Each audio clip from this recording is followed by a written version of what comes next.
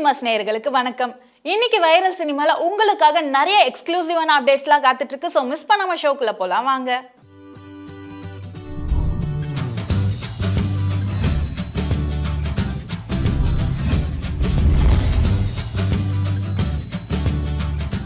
விஜய் ஆண்டனி நடிச்சு முடிச்சிருக்க படம் தான் ஹிட்லர். இந்த படத்துல நம்ம விஜய் ஆண்டனி கூட ரியா சுமன், கிங்ஸ்லி, கௌதம் வாசுதேவ் மேனன் பல பிரபலங்கள் நடிச்சிருக்காங்க.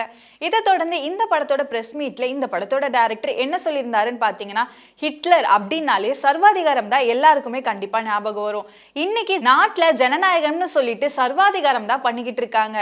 எல்லாருக்குள்ளேயுமே கண்டிப்பா ஒரு சர்வாதிகாரம் பண்ற ஒரு ஹிட்லர் ஒளிஞ்சுக்கிட்டு இருப்பான். அந்த மாதிரியான கதை தான் இந்த கதை. இந்த கதையில ஐடி நிறுவனத்துல வேலை பார்க்குற மாதிரி தான் நம்ம ஹீரோயினுக்கு கதை அமைஞ்சிருக்கு.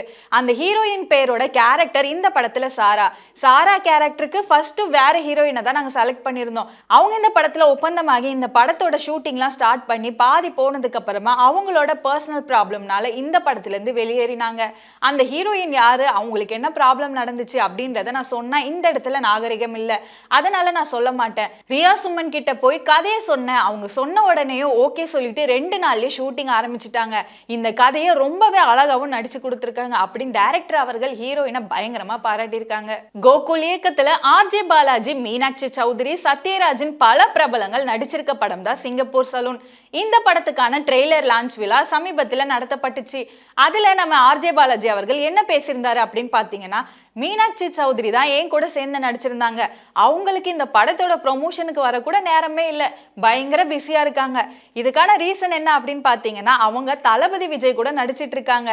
இது மட்டும் இல்லாம இந்த படத்துல இன்னொரு ஹீரோயினும் இருக்காங்க. அவங்களும் சில பல ரீசன்னால வராம போயிட்டாங்க. இதை தொடர்ந்து இந்த படத்துல நட்புக்காக நடிச்சு கொடுத்த லோகேஷ் கனகராஜ் ஜீவாக்கு ரொம்ப தேங்க்ஸ். இதை தொடர்ந்து இந்த படத்துல ஒரு முக்கியமான கேரக்டர்ல ஒரு பெரிய ஆக்டர் நடிச்சிருக்காரு. அது யாரு அப்படின்றத நான் இப்ப சொல்லவே மாட்டேன். இது உங்களுக்கு படத்தை பார்க்கும் போது ஒரு சஸ்பென்ஸா இருக்கும்னு சொல்லியிருக்காரு. இந்த படத்துக்காக அவர் சம்பளமே வாங்காதது எனக்கு ரொம்ப சந்தோஷமான விஷயம்னு சொல்லியிருக்காரு. டைரக்டர் கோகுல் கூட நடிக்கிறது ரொம்ப கஷ்டமான விஷயம்னு விஜய் சேதுபதி அவர்கள் சொல்லியிருந்தாரு. அவங்க 2 பேரும் அடிச்சுக்கிட்டாங்க அப்படின்ற அளவுக்கு கூட நியூஸ் பரவிச்சு. ஆனா அப்படிலாம் கிடையாது. கோகுல் கூட நடிக்கிறது கஷ்டம் தான். எனக்கும் அவருக்கும் ரொம்ப மிஸ் அண்டர்ஸ்டாண்டிங் வந்துச்சு.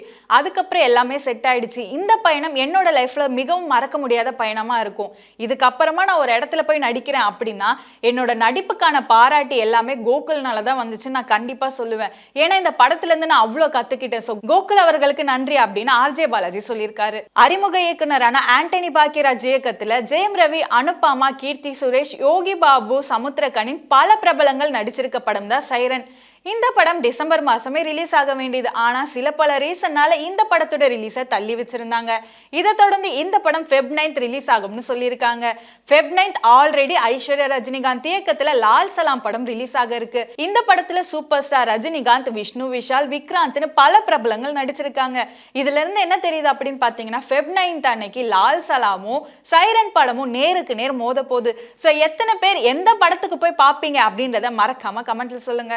நடிகர் அஜித் அவர்கள் இப்போ மகிழ் திருமேனி இயக்கத்துல விடாமுயற்சி படம் நடிச்சிட்டு இருக்காரு. இதை தொடர்ந்து அவருடைய 63வது படத்தை ஆதிக் ரவிச்சந்திரன் தான் இயக்க போறாரு. அந்த படத்தோட ப்ரொடக்ஷன்ஸ் மைத்ரி ப்ரொடக்ஷன்ஸ் தான். இதை தொடர்ந்து இந்த படத்துக்கு இன்னொரு அப்டேட் வந்திருக்கு.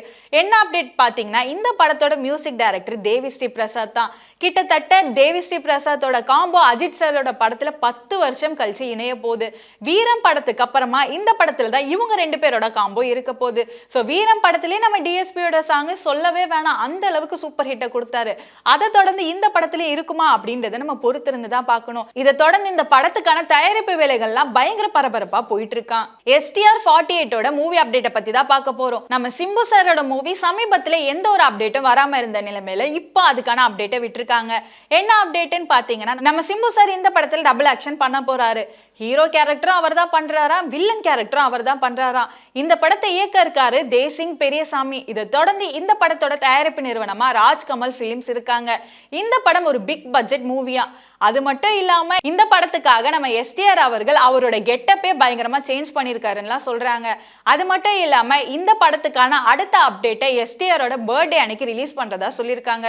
இந்த படத்துக்கான செட் ஒர்க் தான் இப்ப போயிட்டு இருக்கான். இந்த படத்தோட ஷூட்டிங் அடுத்த மாசத்துல ஸ்டார்ட் பண்றதா சொல்லியிருக்காங்க. பிரசாந்த் நீல் மற்றும் அஜித் குமார் சாரோட காம்போ உறுதியாயிருக்கு.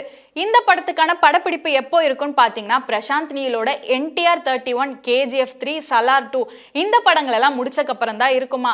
இந்த படத்தை பத்தி சொல்லணும்னா AK 64, 65 ரெண்டுமே நம்ம பிரசாந்த் நீல் தான் பண்ண போறாராம். கிட்டத்தட்ட பார்ட் 1 பார்ட் 2 அப்படி இருக்கும்னு நினைக்கிறேன். ஸோ இதுக்கான பேச்சுவார்த்தை எல்லாம் போயிட்டு இருக்கா. ஸோ கூடிய சீக்கிரமா இதுக்கான அனௌன்ஸ்மெண்ட்டை சொல்லுவோம் அப்படின்னு சொல்லியிருக்காரு. விடுதலை படத்துக்கு அப்புறமா நம்ம சூர்யா அவர்கள் ஹீரோவா இன்ட்ரடியூஸ் ஆயிருக்காரு. இதை தொடர்ந்து துரை செந்தில்குமார் இயக்கத்துல இப்போ கருடன் அப்படின்ற படத்துல நடிச்சிட்டு இருக்காரு. இந்த படத்துல நம்ம சூரி கூட சசிகுமார், உன்னி முகுந்தன்லாம் நடிச்சிட்டு இருக்காங்க. இந்த படத்துடைய கதை வெற்றிமாறனோட கதை தான். இந்த கதையை தான் நம்ம துரை செந்தில்குமார் வந்து படமா இயக்கிக்கிட்டு இருக்காரு. இந்த படத்துக்காக நம்ம யுவன் சங்கர் ராஜா மியூசிக்கும் போட்டிருக்காரு. இந்த படத்துக்கான ஃபர்ஸ்ட் கிளிம்ஸ் வீடியோன்னு ரிலீஸ் பண்ணிருக்காங்க. அந்த வீடியோல என்ன இருக்கு அப்படின்னு பாத்தீங்கன்னா நம்ம சசிகுமார் அவர்கள் ஒரு செங்கல் சூழில கம்பீரமா உட்கார்ந்துட்டு இருக்காரு. நம்ம சசிகுமார் பக்கத்திலே உன்னி முகுந்தனும் உட்கார்ந்துட்டு இருக்காரு. இவங்க ரெண்டு பேருக்கு பக்கத்துல நம்ம சூர்யா அவர்கள் நின்னுக்கிட்டு இருந்தாரு. இதை தொடர்ந்து செங்கல் சூழில தப்பு செஞ்சவங்க எல்லாம் நின்னுட்டு இருக்க மாதிரி இருந்துச்சு. அதுல இருந்து ஒருத்தர் தப்பிச்சு ஓடுறாரு. அவங்கள பிடிக்கிற மாதிரி நம்ம சூரி இருந்தாரு. சோ இதை தொடர்ந்து இந்த படத்துக்கான ட்ரெய்லர் மற்றும் டீசர் சீக்கிரமா வெளியிடப்படும்னு சொல்லியிருக்காங்க. மறைந்த நடிகர் விஜயகாந்துக்கு அஞ்சலி செலுத்துற விதமா நடிகர் சங்கம் சேர்ந்து அவருக்கு அஞ்சலி ஏற்பாடு செஞ்சிருந்தாங்க. காமராஜர் அரங்கத்துல தான் இந்த அஞ்சலி ஏற்பாடு நடந்துச்சு. இதை தொடர்ந்து பழைய நிர்வாகிகள், இப்ப இருக்க நிர்வாகிகள்னு பல பிரபலங்கள் இந்த அஞ்சலியில கலந்துகிட்டு இருந்தாங்க. விஜயகாந்தோட மகன்களான விஜய் பிரபாகரன், சண்முக பாண்டியன் நிறைய பிரபலங்கள் உரையும் ஆற்றினாங்க. ஆனா ரஜினிகாந்த், அஜித், விஜய், சூர்யா அதுக்கப்புறமா இப்போ இருக்க பல பிரபல நடிகைகள்லாம் இந்த அஞ்சலியில கலந்து கொள்ளல. அஜித் அவர்கள் ஆல்ரெடி விஜயகாந்த் சாரோட எந்த அஞ்சலிலுமே கலந்து கொள்ளல. அது பயங்கரமா விமர்சிக்கப்பட்டுச்சு. இதை தொடர்ந்து நேத்தைய நிகழ்விலையும் அஜித் சார் கலந்து கொள்ளல. தெலுங்கு திரையுலகில முன்னணி நடிகரா திகழ்ந்துட்டு வரவர் தான் விஜய் தேவர்கொண்டா. நம்ம விஜய் தேவர்கொண்டாக்கும் ராஷ்மிகாவுக்கும் கல்யாணம் ஆக போது, என்கேஜ்மெண்ட் ஆக போது நிறைய நியூஸ் வந்துட்டு இருந்துச்சு.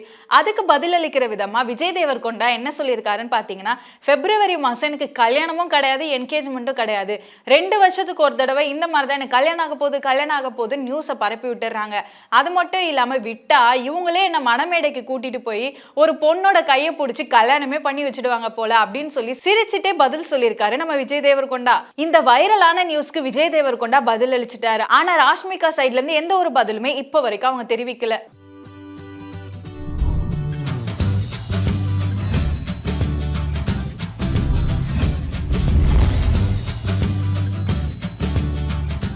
இன்னைக்கு நம்ம வைரல் சினிமால வந்த எல்லா நியூஸுமே கண்டிப்பா எல்லாரும் என்ஜாய் பண்ணிருப்பீங்கன்னு நினைக்கிறேன்.